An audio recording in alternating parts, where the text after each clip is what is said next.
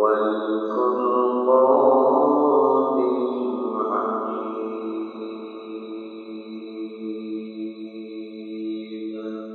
أعوذ بالله من الشيطان الرجيم.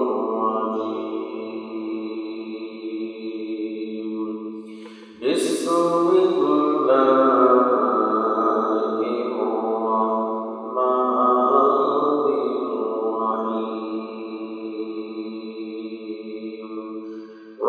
ونزلنا عليك الكتاب تبيانا لكل شيء وهدى ورحمة وبشرى للمسلمين.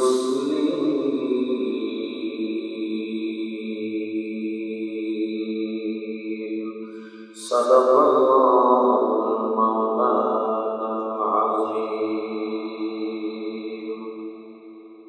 وقال رسول الله صلى الله عليه وسلم: من قام ليلة القدر إيمانا واحتسابا غفر الله له ما تقدم من ذنبه وما تأخر، وزوجه الله من يشاء من الحور العين. إلى الآخر الحادث. وقال تعالى في شأن حبيبه ورسوله: إن الله وملائكته يصلون على النبي يا أيها الذين آمنوا صلوا عليه وسلموا تسليما. اللهم صل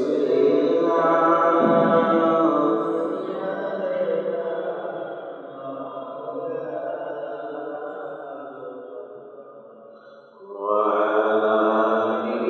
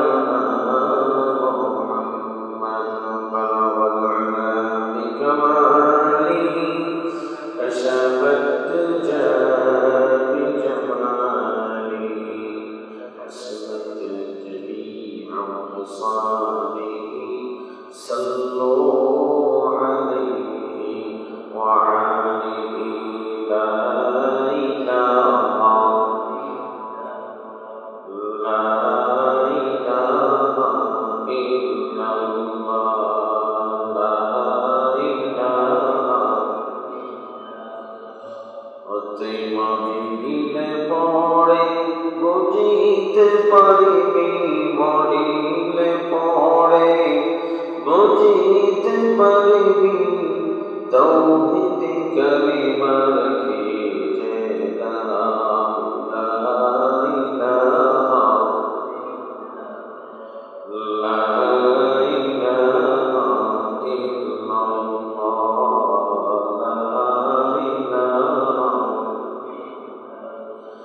ला इलाहा इल्लल्लाह मुहम्मदुर রাসূলুল্লাহ।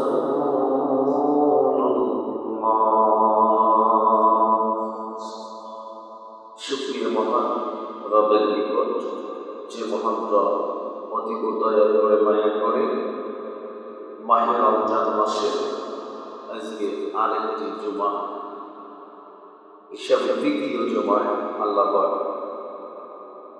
মহব্বত করে আমাকে সহ আপনাদেরকে তার ঘরে এসে জুমার নামাজ আদায় করার জন্য বসায় সুযোগ করে দিচ্ছেন, দিলেন, দিবেন। এজন্য মহান রবের নিকট শুকরিয়া জ্ঞাপন করছি। আমরা সকলে বলছি আলহামদুলিল্লাহ। মহব্বতের সাথে আবারও হৃদয়ের বিজ্ঞান আবেগ থেকে দরুদ শরীফের সামারি সংক্ষিপ্তভাবে হলে আমরা নবীর উপর দরুদ পড়ে দিচ্ছি। আবারও আমরা সকলে বলছি সাল্লাল্লাহু আলাইহি ওয়াসাল্লাম। সম্মানিত উপস্থিতি, প্রতি জুমায় যেভাবে মাহে রমজান মাসের আলোচনা আসতেছে, ঠিক আজকের জুমায় সেভাবেই আলোচনা আসবে ইনশাআল্লাহ। ধারাবাহিকতা অনুযায়ী যতটুকু আলোচনা হয় আল্লাহর পক্ষ থেকে আমরা মহব্বতের সাথে একদম মনোযোগের সাথে শুনবো। আমলের নিয়তে আল্লাহ পাক আমাকে বলার এবং শোনার তৌফিক দান করুন। সকলে বলে আল্লাহুম্মা আমিন। সম্মানিত উপস্থিতি, আমি খুতবার মধ্যে আমার শুরুতে আমি কোরআন থেকে একটি আয়াত টেনে নিয়েছি, তেলাওয়াত করেছি।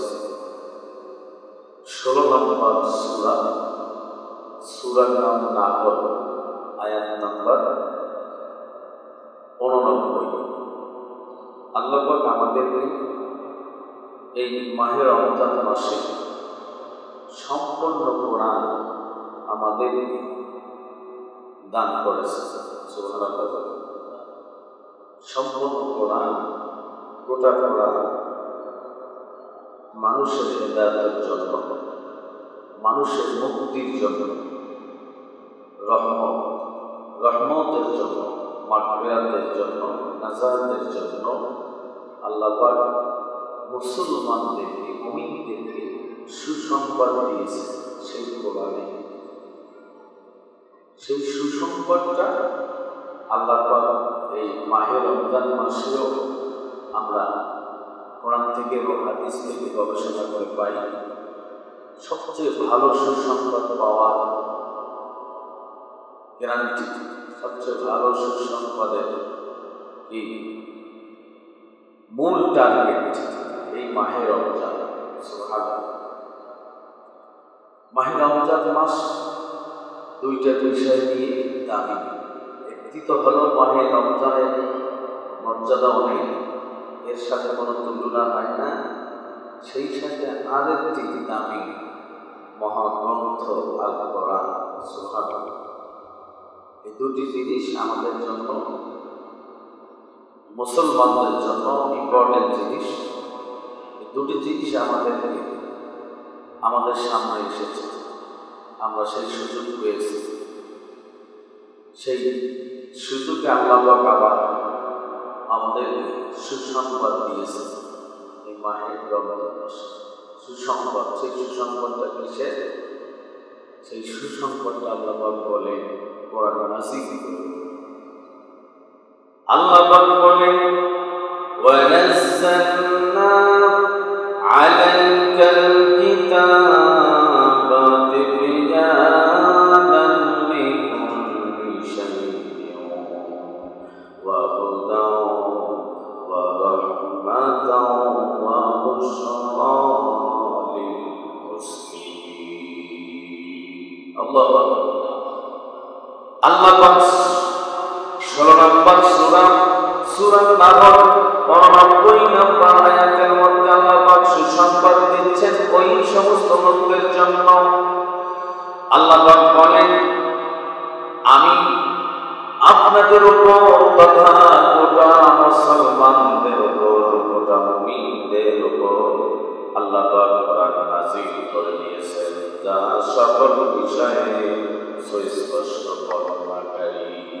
সুবহানাল্লাহ, সুস্পষ্ট বর্ণনাকারী মানে কোরআনুল কারীমের মধ্যে আল্লাহ পাক সবগুলি দিয়েছেন। সুবহানাল্লাহ, সবগুলি দিয়েছেন, সবগুলি দিয়েছেন।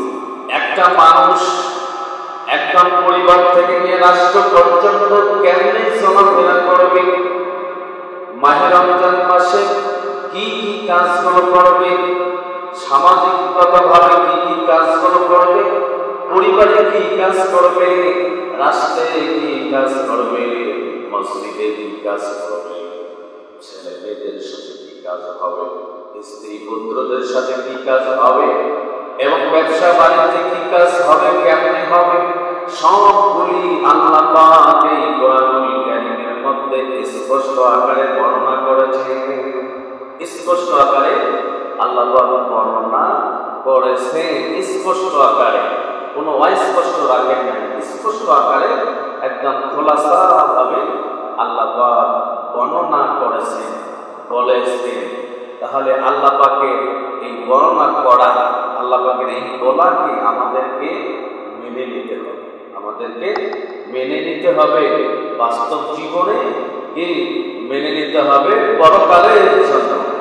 এজন্য আল্লাহ পাক বলেন, বান্দা যদি সব বিষয়ে আমার কোরআনকে মেনে নেয়, আমার কোরআন অনুযায়ী চলে, আমার কোরআন অনুযায়ী পরিবেশ তৈরি করার জন্য চেষ্টা করে, আমল করে, আল্লাহ পাক তাদেরকে বলেন ওয়া হুদাও ওয়া রাহমাতাও ওয়া বুশরা লিল মুসলিমিন। আল্লাহু আকবার। আল্লাহ পাক বলেন, হে নবী আপনি সুসংবাদ দেন ওই সমস্ত মুসলমানদের জন্য হেদায়েত। মাহে রমজান মাসে আল্লাহ পাক হেদায়েত দান করে, সেই সাথে কি করেন, রহমা এবং রহমত দান করেন, এবং শেষে গিয়ে সুসংবাদ দান করেন। সুবহানাল্লাহ, শেষে গিয়ে সুসংবাদ দান করেন। আমরা মাহে রমজান মাসে প্রথম দশকে রহমত পেরিয়ে দিয়েছি, ঠিক না? মাহে রমজান মাসে প্রথম দশকে রহমত পেরিয়ে দিয়েছি, তারপরে এসেছে মাগফিরাত। এই মাগফিরাত আমাদেরকে কামনা করা লাগতেছে। সুতরাং আমাদেরকে আল্লাহ তাআলার কাছে মাপ নিতেই হবে। মাপ নিলে কি হবে? আমরা হেদায়েত পেয়ে যাব। বলে সুবহানাল্লাহ, আমরা হেদায়েত পেয়ে যাব। হেদায়েত পেলে কি হবে? এই যে মাঝে চাইতে আদল করতে করতে নাজাত আরেকটি অংশ আসতেছে, সেটি হলো মাহে রমজান মাসের শেষ দশক। শেষ দশকে নাজাত আসতেছে, মানে সব বিষয়ে আপনি মুক্তি পেয়ে যাবেন। তার মানে আপনার সুসংবাদ এসেছে। বলে সুবহানাল্লাহ।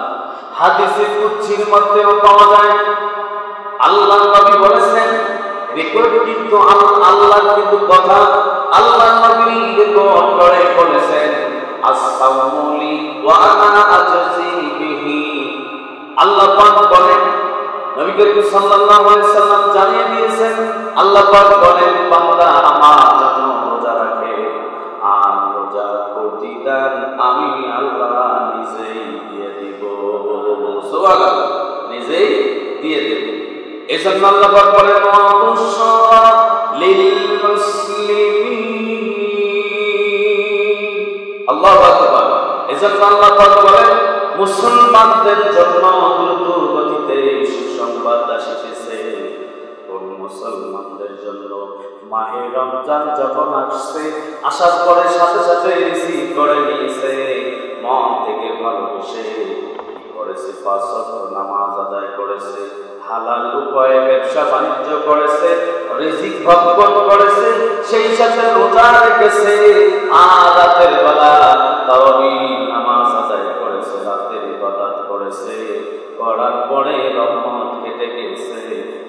পক্ষ থেকে রহমত বান্দা নিছে। এরপরে বান্দা পিছপা হয় নাই। এরপরে বান্দা আবার 11 তারিখে 10 গেল চলে, 11 তারিখে বান্দা আল্লাহর পিছপা হয় নাই। তারপরেও 5 ওয়াক্ত নামাজ আদায় করেছে রমজানে, এবং সেই সাথে ঈশার নামাজ আদায় করার সাথে সাথে রাতের তারাবির নামাজ আদায় করেছে। সুবহানাল্লাহ। কোনো ধৈর্য হারা হয়, ধৈর্য হারা না হওয়ার কারণে আল্লাহ পাক বেশি করে খুশি হয়েছেন। আল্লাহ পাক তো বলেছেন ইন্নাল্লাহা মা'আস সাবিরিন, যারা ধৈর্য ধারণ করে আমলগুলো করবে, ধৈর্য ধারণ করবে সব বিষয়ে আল্লাহ পাক তারে সফলতা অর্জন করায় দিবে। সুবহানাল্লাহ। আমাদের জন্য সুসংবাদ আসিতেছে, সেই সুসংবাদটি নাজাত, আল্লাহ মুক্ত করে দিবে, সব গুনাহ মাফ করে দিবে। আল্লাহর নিজ হাতে পুরস্কার আল্লাহ রোজাদারদেরকে দিয়ে দেবে। সুবহানাল্লাহ। রোজাদারদেরকে আল্লাহ পাক নিজ হাতে পুরস্কার দিয়ে দেবে। রোজাদারদের জন্য দুইটা সুসংবাদ। একটি হলো কি, ইফতারের সময় আল্লাহ পাক সমস্ত রোজাদারদেরকে মাফ করে দেন। বলে সুবহানাল্লাহ।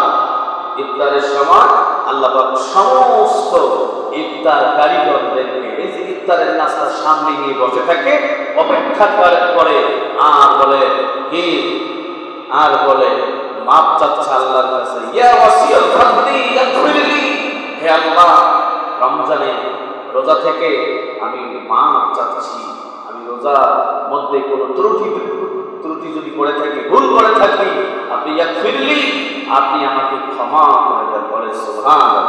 আল্লাহ সেই সময় বেশি করে খুশি হয়ে যায়। আর আমরা ঠিক সেই ইফতারের মুহূর্তে নাস্তা নিয়ে দৌড়ি। কিছু লোক আবার আছে সারাদিন রোজা রাখে, রাখার পরে দেখা গেল বাড়িতে বউ বেটিরা নাস্তা, ইফতারের নাস্তা তৈরি করতেছে, একটু 19-20 হলে এমন রাগ, ওরে বাবা এমন রাগটা হুজুর কন্যা, এই লোকটা রোজা থাকলে শেষে গিয়ে ইফতারের মুহূর্তে এমন রাগ হয়, একটু যদি কম বেশি হয়, একটু কম বেশি যদি হয়, তাহলে ওই শেষ সময় এমন রাগে এমন রাগ হয়, চোখগুলো লাল হয়, পেশাব বেশি উঠে। দেখা গেল ইফতারের সময় মুখ দিয়ে মাইশা কথা বলে, কথা ঠিক নেবে, স্ত্রীর সাথে কি রাগ ব্যবহার করে, খাবার খারাপ ব্যবহার করে, কি রোজা থাকার পর। রোজা একটা মানুষ যখন রোজা থাকবে, সিয়াম পালন করবে, তার ব্রেন হবে, মস্তিষ্ক হবে ঠান্ডা, কারণ তার জন্য পুরস্কার আসতেছে। পুরস্কারের জন্য সে রেডি থাকবে, প্রস্তুত থাকবে। সকলেই মিলে আসো, বসো, আমরা আল্লাহর দরবারে তাওবা করি। বলে সুবহানাল্লাহ। সেই সময় যদি রাগ করি, এটা কেন হয় নাই, সেটা কেন হয় নাই, সালাদ কেন দাও নাই, খেজুর কেন দাও নাই, এই গুণ দিয়ে কেন দাও নাই, মানে যত ধরনের আইটেম একটা কেন কম হইল, এই যে আজে বাজে করতে, এখানে আরো গুনাহ ঢুকে, গুনাহ ঢুকে গেল। এই জন্য ইফতারের মুহূর্তে, ইফতারের সময় সকলেই মিলে আস্তাগফিরুল্লাহ রব্বি মিন কুল্লি যামবিন ওয়া আতুবু ইলাইহি লা হাওলা ওয়ালা কুওয়াতা ইল্লা বিল্লাহিল আলিয়্যিল আযীম। এই যে তওবাগুলো করে এবং সকলেই মিলে আল্লাহর দরবারে করিয়া জানা, আল্লাহ সেই সময় কি রহমতের ফেরেশতা পাঠায় দেয়, তার চতুর্থ সাইতে ইফতার পর্যন্ত রহমতের ফেরেশতারা তার জন্য মাগফিরাত কামনা করতে থাকে। সুবহানাল্লাহ। এই মাগফিরাতের মধ্যে ঈদের টাইমে আমরা এসেছি, মাগফিরাত আল্লাহর কাছে ক্ষমা চাইতে হবে না? আল্লাহর কাছে ক্ষমা চাইলে, ক্ষমা পাইলেই তো সুসংবাদ আসিতেছে। কোরআনও বলেছে, সুসংবাদ আসিতেছে। রোজাদারদের জন্য ইফতারের মুহূর্তে আল্লাহ পাক কবুল করে দিয়ে রোজাদারদের পিছনের সমস্ত গুনাহগুলি আল্লাহ পাক সব মাফ করে দেয়। আর একটি হলো মরার সাথে সাথে, মৃত্যুবরণ করার সাথে সাথে ওই রোজাদার মুসলমান ইমানদারদের সাথে আল্লাহ দিদার লাভ করবে। আল্লাহ দিদার লাভ করবে, আল্লাহর দিদার, আল্লাহর রহমত, এটাই হলো আল্লাহর রহমত। সুতরাং আপনার আমার জন্য করণীয় হলো, মাহে রমজান এখনো আসছে, আমরা মাহে রমজানের মধ্যেই আছি। সুতরাং মাহে রমজানে আমাদেরকে ভদ্রতা, নম্রতা কি আমাদেরকে হতে হবে, হয়ে আমাদের হক যেটা সেটা আদায় করতে হবে। কারণ এমনিতে দামি মাস, সেই সাথে একটি দামি কিতাব আল্লাহ নাযিল করে দিয়েছেন, আল কোরআন। সুবহানাল্লাহ বলি। দেখেন, অন্যান্য মাসে মানুষের যে কাজের চাপ যতটুকু করে ভালো, কিন্তু মাহে রমজান যখন আসলো, আমার তো মনে হয় যে পাবলিকদের আরো কাজের চাপ বেড়ে গেছে, আরো কাজের চাপ বেড়ে গেছে। সচরাচর দেখা যাচ্ছে, আমি দেখতেছি যে অন্যান্য মাসের তুলনায় রমজান মাসে কি আল্লাহর বান্দা বান্দীদের কাজের চাপ আরো বাড়ছে। হয় কি হয় না? এটা আমি দেখতেছি আর কি, যে আল্লাহ রাসূল বলেছেন যে তোমরা মাহে রমজান মাস যখন আসবে, কাজের চাপটা হালকা করবে, কাজের চাপটা হালকা করে দিবে, হালকা কাজ করবে, বেশি পরিশ্রম মানে একদম হাই লেভেলের পরিশ্রম করা দরকার নাই, লঘু পরিমাণ চাপ, একটু হালকা চাপ নাও, নিয়ে কাজ করো। তার মানে মাহে রমজানে রোজা রাখো, রাতের বেলা উঠে উঠে কোরআনের হক আদায় করো। সুবহানাল্লাহ, কোরআনের হক আদায় করো। দেখে রোজার সাথে, সিয়ামের সাথে কোরআনের সম্পর্ক, কোরআনের কি সম্পর্ক একদম ওতপ্রোতভাবে, একদম ফাস্ট ভাবে সম্পর্ক মাহে রমজানে কোরআনের সাথে। আপনি আমি বলুন তো, এই যে চায়ের দোকানে গিয়ে বসে থাকে, চায়ের দোকানে গিয়ে আড্ডা মারেন, বাজারে গিয়ে আড্ডা মারেন, ঠিক আছে, বাহিরে যে দেওয়ানি করেন, মানে আমার বাংলাদেশের লোকগুলো এগুলো পাওয়া যাচ্ছে যে দেখা গেল মাগরিবের পর পরে আর বাসায় থাকে না, মাগরিবের পর পরে আর বাসায় থাকে না, হাট বাজারে গিয়ে যায়, যাওয়ার পরে দেখা গেল ইশার আযান হয়ে যায়, ইশার আযান হলে তাকবীরে উলার সাথে নামাজ পায় না, কারণ তার কাজের চাপ বেড়ে গেছে, কাজের চাপ বেড়ে গেছে। সারাদিন কেউ ওই যে মানে ওই ধূমপান করতে পারে নাই, ধূমপান করতে সময় শেষ, আবার লেকটিং করতে সময় শেষ, আবার পান সুপারি খাইতে সময় শেষ, আবার তাকবীর উলার সাথে যে ইশার নামাজ পড়তে হবে, এইদিকে কোনো ভ্রুক্ষেপ নাই, এদিকে কোনো নজর নাই। দেখা গেল ইমাম সাহেব 2 রাকাত 3 রাকাত নামাজ শেষ করে ফেলেছে, তারপরে দৌড়ে এসে উযু ধকর মানে তাড়াতাড়ি কুইকলি ভাবে, যে তার ভাষা বোঝে, মানে তাড়াতাড়ি উযু করে একদম আসা পিছনে দাঁড়িয়ে গেছে। আল্লাহ, ঠিক আছে। আরে উযুটা যদি ভালো করে না হয়, নামাজ হইবে? হ্যাঁ, উযু করা ফরজ, উযু করা কি ফরজ, নামাজের পূর্ব মুহূর্তে উযু করতেই হবে। যখন কোন মানুষ, কোন মুসলমান, কোন ইমানদার নামাজের জন্য ইজা কুনতুম সালাত, মানে যখন তুমি নামাজের জন্য দাঁড়াও, প্রস্তুত হও, তখন তুমি আগে ফাগসিলু উজুহাকুম, তখন তুমি উযু করে নাও। বলে সুবহানাল্লাহ। সেই উযুটা এমন সুন্দর করে করতে হবে, হাতের কোনো জায়গায় কোনো ফাঁকা জায়গা যাতে গ্যাপ না থাকে, একটা পছন্দ ছোট ছোট ছিদ্র কি গর্ত আছে, লোমের সাথে লোম, এখানে পানি যাতে যায়, সুন্দর করে পরিষ্কার করে এই সব জায়গা, যে জায়গাগুলো উঁচু করতে আমরা ইউজ করি, ব্যবহার করি, কি ধুই, এই জায়গাগুলো ভালো করে পরিষ্কার করে আপনাকে আমাকে এসে নামাজে দাঁড়াইতে হবে, তাহলে নামাজ হবে। সুবহানাল্লাহ, তাহলে নামাজ হবে। উযু না হলো নামাজ হলো না, তাহলে দাঁড়িয়ে থাকা হলো, দাঁড়িয়ে থাকা হলো। ধৈর্যের সাথে আপনাকে পরিচয় দিতে হবে।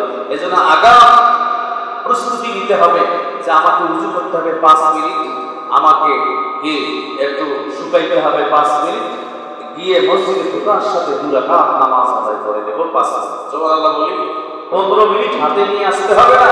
এখন আপনি দেরিতে আসেন, দেখা গেল পরে এসে নামাজও কি নামাজও আপনার দেরিতে হয়, ফরজ নামাজ শেষ হুজুর তারাবির নামাজ শুরু করে দেয়, তখন আপনার কোনটা ধরেন কোনটা ছাড়েন। এই জন্য আপনাকে এখনো সময় আছে, আপনার জন্য সুসংবাদ আল্লাহ যেহেতু বলেছেন, এই সুসংবাদের কি আপনাকে ওটার যোগ্যতা অর্জন করে আপনাকে নিতে হবে। সুতরাং তাড়াতাড়ি আমি আপনি যেখানেই থাকি না কেন, আর মাহে রমজান মাসে কন্টিনিউ শুরু করেছেন, কন্টিনিউ থাকবেন, সফলতা আসবে, সফলতা আসবে। একটা স্টুডেন্ট যখন পড়ালেখা শুরু করে দেয়, দিনে রাতে 6 ঘন্টা পড়ালেখা করে, নিয়মিত পড়ালেখা নিয়মিত করার কারণে সে গোল্ডেন প্লাস হয়ে যায়। মাঝে যদি জ্ঞান দেয় গোল্ডেন দূরের কথা মাইনাসও পায় না। সুতরাং নিয়মিত পড়তে হবে। নিয়মিত না পড়লে আপনার এই গ্যাপটা থেকে যাবে, গ্যাপটা পূরণ করতে আরো অনেক সময় লেগে যাবে। সুতরাং পিছনে কি হয়েছে নাই হয়, জীবনে তো অনেক নামাজ বাদ গিয়েছে, জীবনে তো অনেক রোজা বাদ গিয়েছে, জীবনে তো অনেক খারাপ কাজ আমরা করে ফেলেছি, ভালো কাজ করতে পারি নাই। এই সময়টা কাজে লাগাই, তাহলে আল্লাহ পাক আমাদেরকে মুসলিমিন আল্লাহু আকবার বলি, তাহলে মুসলমানদের জন্য সুসংবাদটা আমরা রিসিভ করতে পারবো, আল্লাহর হাতে পুরস্কার নিতে পারবো, অন্যথায় হতে পারে না। এজন্য কোরআনের সাথে আপনাকে সম্পর্ক রাখতে হবে। কোরআন বলেন না আনজালনাহু ফি লাইলাতিল কদর, আল্লাহু আকবার। কোরআন বলে আমি নিশ্চয়ই, সূরা কদরের প্রথম নাম্বার আয়াত, আল্লাহ পাক বলেন আমি নিশ্চয়ই লাইলাতুল কদরে কোরআন নাযিল করে দিয়েছি। সুবহানাল্লাহ বলে লাইলাতুল কদরে আমি কোরআন নাযিল করে দিয়েছি। দেখেন সুসংবাদগুলো আল্লাহ দিচ্ছে, লাইলাতুল কদরে আমি কোরআন নাযিল করে দিয়েছি। লাইলাতুল মানে রাত, কদর মানে সম্মানিত, বলে সুবহানাল্লাহ।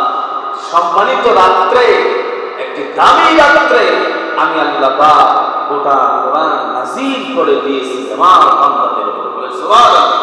তাহলে কোরআনের সাথে রোজা বা সিয়ামের সম্পর্ক আছে না নাই? সম্পর্ক আছে না নাই? আপনার সিয়াম সারাদিন পালন করলেন, রোজা সারাদিন পালন করলাম, আর রাতের বেলা কি ঈশা নামাজ আদায় করে তারাবির নামাজ আদায় করলাম, অংশ আছে না নাই? অংশ আছে না নাই? একটার সাথে আর একটা মিল আছে, মিল না থাকলে হবে না। সুতরাং আপনাকে আমাকে কোরআনের কাছে আসতে হবে। আল্লাহ পাকের নবীজির কাছে কোরআন যখন নাযিল হলো, আমি কোরআন নাযিল করেছি কদরের রাত্রিতে। বান্দাকে কদরের রাত্রি সম্পর্কে বুঝতে হবে, কদরের রাত্রিটা কি আল্লাহ পাক সেটাও বলে দিলেন। মা আতারাকা মা লাইলাতুল কদর, আল্লাহু আকবার। আল্লাহ পাক বলেন নবীজি আপনি কি জানেন লাইলাতুল কদর রাত্রিটা কি? লাইলাতুল কদর রাত্রিটা কি আপনি কি জানেন হুজুর? লাইলাতুল কদরের রাত্রিটা কি? আল্লাহর রাসূল জান্নাত দেখেছেন সেই দিনে। দেখে আসার পরে অনেক মানুষ, নবী রাসূলদের অনেক মানুষ, অনেক উম্মতেরা জান্নাতে যাবে, চলে তারা আমল করেছে জান্নাতে যাবে। আল্লাহ রাসূল চিন্তা করলেন নিজের উম্মতের জন্য তথা আমাদের জন্য, চিন্তা গবেষণা করতেছেন আমার উম্মতের তো বয়স কম হবে, শেষ জমানায় আমার উম্মতের বয়স হবে অল্প বয়স। আমার নবী এই পৃথিবীতে এসেছিলেন মাত্র 63 বছর। এর চেয়ে বেশি যারা বাঁচতে চান, আমি মনে করি এটা বোকামি। যাকে সৃষ্টি না করলে পৃথিবী হতো না, তিনার বয়স মাত্র এই দুনিয়ায় একটা, তার মানে পরিবর্তন আছে।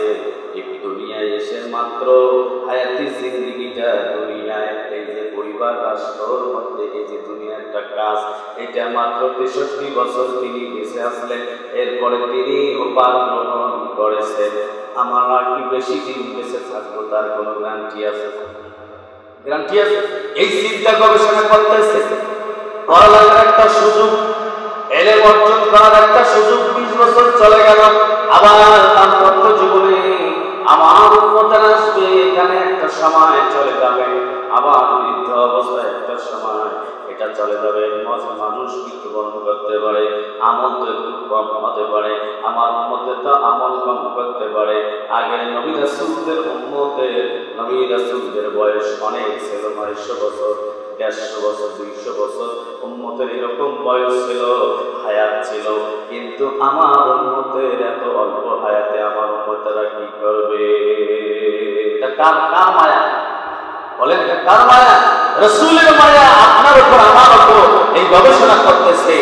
তখন আল্লাহ পাক কোরআন নাযিল করে দিয়ে বললেন যে মানে আমি আপনার উম্মতের জন্য এমন একটা রাতের সুসংবাদ দিচ্ছি হুদাও ওয়া বুশরা লিল মুসলিমিন, এমন এক হিদায়াতপ্রাপ্ত যারা মুসলমান তাদের জন্য এমন সুসংবাদ দিচ্ছি, একটা রাতেই যদি ইবাদত করে হাজার মাসের চেয়ে উত্তম ইবাদত করে। সুবহানাল্লাহ। সেই রাতটা আসিতেছে, সামনেই আসিতেছে, সামনে আসিতেছে। আজ শুক্রবার, আজকে শুক্রবার, আগামী শুক্রবারে ইনশাআল্লাহ লাইলাতুল কদর রাত্রি পেয়ে যাবে। আজকে কত? মাহে রমজানের কত তারিখ চলছে? 13টা রোজা চলছে। কত রোজা? 13 রোজা চলছে। তারাবি কতটা হবে? 14টা। ওই হিসাবে আগামী শুক্রবার পরে 21 রাত পড়ে না? আগামী শুক্রবার 21 রাত পরে। এই 21 রাত থেকে এই লাইলাতুল কদর শুরু হয়ে যাবে। বলে সুবহান। মুসলমানেরা তো আগের থেকে বার্তাটা যেমন করে শিখাইছে তেমন করে ওরা শুধু 27 রজনীটাকে সেই দিন ভাবে, সেই দিন খুব ভালো করে না পড়ে সেই দিন সারা রাত জাগ্রত থেকে একদম করে ইবাদত করতেই থাকে। শুধু সেই দিন ইবাদত করতে থাকে। 27 রজনী। 27 রজনীতে যদি আপনার কপালে যদি লাইলাতুল কদর না হইলে তখন আপনি কি করবেন? কারণ সেই দিনটি ফিক্সড করে দেওয়া হয়েছে।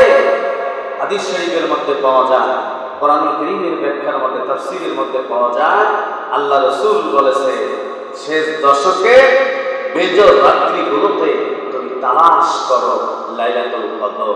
বলে সুবহান। 27, 29 এই যে 5টা রাত্রিতে আপনাকে তালাশ করা লাগবে।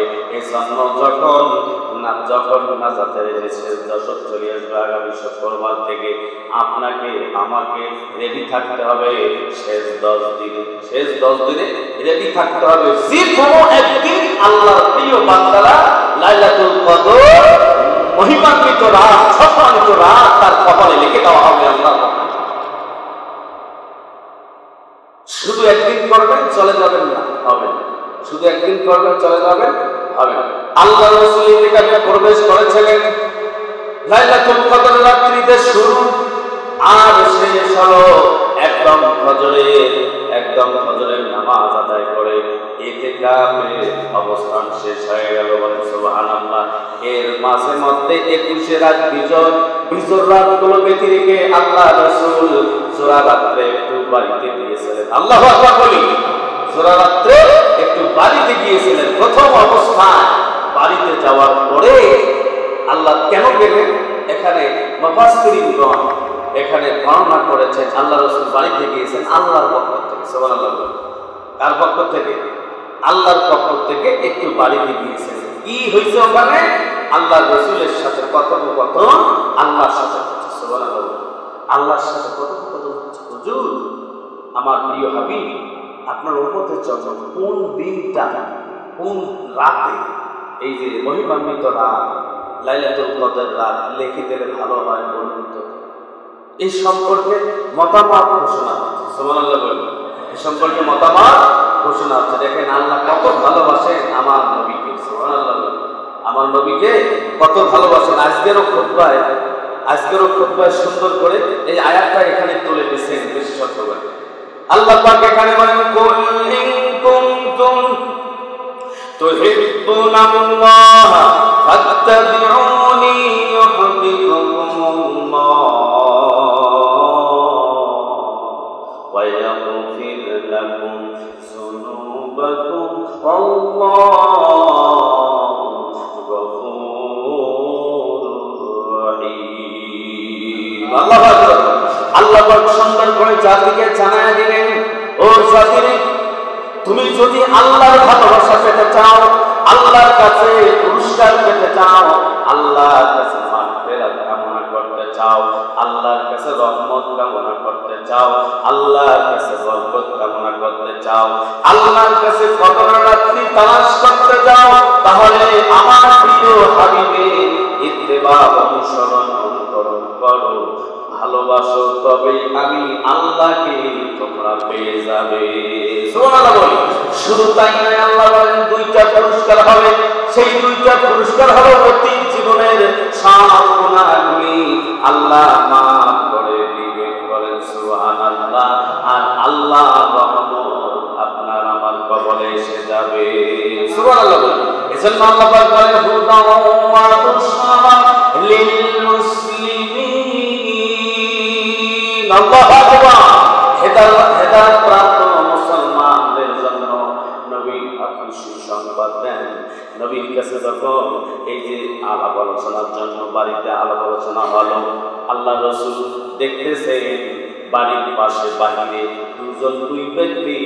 দুই ব্যক্তি সিগলাসি করতেছে, হট্টগোল করতেছে, ঝগড়াঝাটি করতেছে, তর্ক বিতর্ক করতেছে। মাহে রমজান মাসে তর্ক বিতর্ক হয় না হয়? হয় না হয়? ইফতার একটু কম বেশি হইলে, ইফতারের নাস্তা একটু কম বেশি হইলে ঝাল হয়েছে নাই হয়, এই জন্য বল ধরি কেন কথা বল হয় না? কেন কম হইল? আমার মুখের মানে আমি তো আর ফায়সা কথা বলা যাবে না এখানে। যারা ওইরকম করে তারা তো বলে। তাহলে সেই সময় দেখে দুইজন লোক তর্ক বিতর্ক করতেন, আল্লাহ রাসূল শুনলেন, আল্লাহ রাসূলের কানে চলে আসলো। ওই মুহূর্তে আল্লাহ রাসূলের ওই আলোচনাটা তার মানে কোন দায়িত্ব হওয়ার কথা ছিল ওটা ভুলে গেলেন। আল্লাহু আকবার। ওটা ভুলে গেলেন। কোন দায়িত্বে মহিমান্বিত রাত আপনারা কপালে লিখে দেবেন, ঠিক করে এটা আল্লাহ রাসূলের সময় ভুলে গেলেন। এই জন্য কথার মাঝে যদি কথা হয়, লাইনের কথাগুলো হারে কথা কম, ঠিক না? ঠিক। কোরআনের আলোচনা চলছে, তার চলছে, এই সময় যদি কোনো পাবলিক দিয়ে বলে হুজুর একটু সিটগুটি দিয়ে এইগুলো স্বভাব ছিল তাদের জালিমদের। কথা বলে ঠিক যাবে আর কম না কেন? এই জালিমরা একটা আইন করছিল ধর্ষকদের, এই জালিমরা একটা আইন করছিল যারা ধর্ষক তাদের সর্বোচ্চ শাস্তি হবে ফাঁসি, মৃত্যুদণ্ড। আইন করছিল না? আর কথা বলেন না কেন? মানে জাতি কি মানে বলে যান না কেন? আইন করছিল। এটা জাস্ট একটু করছিল ধোঁকাবাজ। কিসের জন্য? ধোঁকাবাজ দেওয়ার জন্য করেছিল, কিন্তু আইনটা বাস্তবায়িত হয় নাই।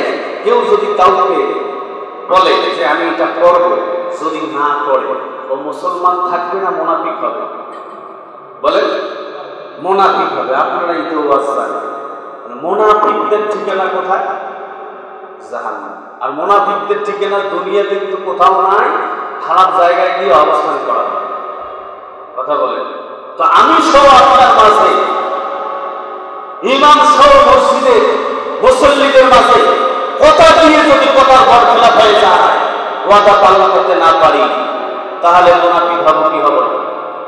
হ্যাঁ, আপনি আমি তো শুধু ওই তাদের বিরুদ্ধে একটু কথা বললে ভালো লাগে, আর নিজের বিরুদ্ধে কথা বললে খারাপ লাগে। কথা না, সবারই বলা ইসলাম সমান নাকি কম বেশি? সমান। এই ধর্ষকের সর্বোচ্চ বিচার করা হলো মৃত্যুদণ্ড। আজও পর্যন্ত আজও অবধি হয়েছে হয়নি। বিচারটা যদি হতো, সম্প্রতি আমার এই যে আসিয়া ছোট্ট একটি মেয়ে, সে এখনো কি ছেলে না মেয়ে, এখনো যে পূর্ণাঙ্গ ভাবে যে বালেগ হবে, সেই বালেগের কোনো চিহ্ন নাই। সে মেয়েটাকে পর্যন্ত হায়াতের পাষণ্ড পশুরা কি করলো, তার ইউট্রার মধ্যে প্লেট লাগাইয়ে সারাবারা করে ধর্ষণ করলো। এই বাংলার জমিনে, এই মাঠের মাঝে তাওহীদি মুসলমানেরা রোজা থেকে তার চোখের সামনে যখন আসিয়া দৃশ্যটা পড়ে গেল, মুসলমানেরা হয়তো একটি মিছিল মিটিং সমাবেশ করে শেষ করলো। কিন্তু শেষ কি হলো? আন্তর্জাতিক ভাবে যারা বলেছে, মিডিয়াতে যারা বলেছে বিচার হবে, এই বিচার যদি না হয় তাহলে আন্তর্জাতিক ভাবে তারা কি হবে? মুনাফিক হবে। দায়িত্বে যারা আছে, বাংলাদেশের দায়িত্বে যারা আছে আমাদের উপরে, কি ডক্টর ইউনূস সাহেব সহ বাকি উপদেষ্টা যারা আছে, যে আইন করেছে বা করবে, সেটাই করুক। জনগণকে বলেছে তো, বার্তা তো দিয়েছে, আসিয়ার বিচার, ধর্ষণের বিচার বাংলার জমিনে হবে। আজ হোক কাল হোক, যদি না হয় আন্তর্জাতিক ভাবে সারা পৃথিবীতে মুনাফিকের পরিচয় দেবে তারা। কথা ঠিক আছে? আপনার আমার জন্য এই আসিয়ার পক্ষে বিচার চাওয়ার দরকার আছে না? এই দায়িত্ব আপনার আমার আছে না নাই? এই জন্য বলতে হবে আল্লাহর কাছে যে আল্লাহ, আমরা এই বাইতুল নাজাত থেকে রংপুরের একটা সিনেমার পরিচালনা চাও, এই যে মসজিদের মুসল্লি ইমাম চাও, আমরা জানাচ্ছি মিডিয়ার মাধ্যমে জানিয়ে দিচ্ছি, তাদের কর্ম ঘরে যদি পৌঁছে এবং সমস্ত মসজিদের ইমামরা বলতেছে, নাইবে ওলামায়ে কেরাম রাসূলগণ এরা বলতেছে বিচার করতে হবে, বিচার করতে হবে, এই বিচার যেন তেন নিজের আইনি হবে না। এই জন্য তো কোরআন 1000 বছর আগে বলেছে, এই জন্য কোরআন 1000 বছর আগে বলেছে সূরা মাইদা 5 নম্বর আয়াত নম্বর 44, ওয়া মান লাম ইয়াহকুম বিমা আনজালাল্লাহি ফাউলাইকা হুমুল কাফিরুন। আল্লাহ আকবার বলেন, আল্লাহ বলেন যখন কোন মুসলমান সংখ্যাগরিষ্ঠভাবে যখন ক্ষমতা যায়, যাওয়ার পরে ইউনিয়নে যাক আর যে পরিষদে যাক আর থানায় যাক আর উপজেলায় যাক জেলায় যাক ডিস্ট্রিক্টে যাক সেখানে যাক, সর্বোচ্চ জায়গায় যে মুসলমানেরা সংখ্যাগরিষ্ঠতায় ক্ষমতায় যাবে, ওই ক্ষমতার মতো এরিয়ার মধ্যে যদি কি করে কোরআন দিয়ে যদি আইন পাশ না করে, যদি বিচার না করে, ও যতই মুসলমান নামাজি হোক রোজাদার হোক আর কদর রাত্রিতে রাত জেগে জেগে ইবাদত করুক, তাহাজ্জুদের নামাজ পড়ুক, আর এতে কাবে ঢুকুক, কোনো লাভ হবে? কোনো লাভ হবে না, কোনো লাভই হবে না। সুতরাং আমরা চাই ওর বিচার হোক, আর সাথে বাংলার জমিনে আমার মা বোনদেরকে নিয়ে সেলিব্রিটি করা না হয়। কতক্ষণ ঠিক না ভাই? আমার ভাইরা লাইলাতুল কদর রাত্রি আল্লাহ রাসূল পরে বের হয়ে বলেন, আয়েশা রাদিয়াল্লাহু তাআলা হাত থেকে বর্ণিত, জিজ্ঞেস করা হলো রাসূলকে, ও নবীজি আপনি একটু বলেন তো লাইলাতুল কদর রাত্রি কোন দিন তালাশ করব, কোন দিন তালাশ করব? আল্লাহ রাসূল বললেন শেষ দশকে বিজয় রাত্রিগুলোতে তালাশ করো। বলেন সুবহানাল্লাহ। সুতরাং 21 তারিখে আপনার জন্য ইতিকাফে ঢুকতে হবে। এটা একটা সমাজ, এটা একটি জামাত, এই জামাতে কমসে কম একটা লোকও যদি ইতিকাফে থাকে তাহলে গোটা জামাতবাসী গুনাহগার কি গুনাহ থেকে মুক্ত থাকবেন ইনশাআল্লাহ। এই জন্য যেটা হাঁটতে পারে না, চলতে পারে না, কানে দেখে কানে শোনে না, চোখে দেখে না, নেংলেট করে হাতে টাকা দিয়ে ওই ক্ষেত্রে মসজিদে ইতিকাফের জন্য বসা দিবেন। কথাটা ঠিক যাবে? এই দেখেন সর্বোচ্চ দামি লোকটা ইতিকাফে বসার দরকার, এটাই হলো হাদিসের ভাষা, ইসলামের ভাষা। বলে সুবহানাল্লাহ। সেটা আমরা না করি, কি করি? আমার দ্বারা হবে না, আমার অফিস মেনটেন হবে না, আমার বউ বেটি আছে, বাচ্চা কাচ্চা আছে, খরচাদি করতে হবে, এটা সেটা 200-500 টাকা দিয়ে লঙ্গি টুপি পাঞ্জাবি দিয়ে কি করি? এতে কেবল একটা ন্যাংরা লোকের বসে দিই, কানা লোকের বসে দিই, মানে কানে শোনে না, উড়ে বা পরিজা উত্তর থেকে তাকে বসে দিই। কথা বলেন ঠিক যাবে? তাহলে সর্বোচ্চ ভালো লোক একজন, অন্তত একজন, 2জন, 3জন, 4জন যত পারেন, যারা পারেন বসে পড়ে, এতে কাবে বসে পড়ে। গোটা এলাকার সমস্ত গুনাহগারদেরকে, মুসলমান গুনাহগারদেরকে আপনি মুক্ত করে দিবেন ইনশাআল্লাহ। সুবহানাল্লাহ। আপনার সওয়াব পেলে আর কত বেশি হবে? আপনার সওয়াব আর কত বেশি হবে যদি আপনি নিয়ত করেন আমি বাইতুল নাজাত মসজিদের সেক্রেটারি সভাপতি, আমাকে পাঞ্জাবি দেবে, টুপি দেবে, সামাই দেবে, টাকা দেবে, এই কারণে আমি ইতিকাফে ঢুকব। ইতিকাফ হবে না, ইতিকাফ হবে না, ইতিকাফ হবে না। আবদ্ধ ইতিকাফ শব্দ আবদ্ধ থাকা, পুকুরে চতুর সাইডে ঘিরে দিয়ে দেওয়া থাকে, থাকে না? থাকে, মাছ বের হতে পারে না।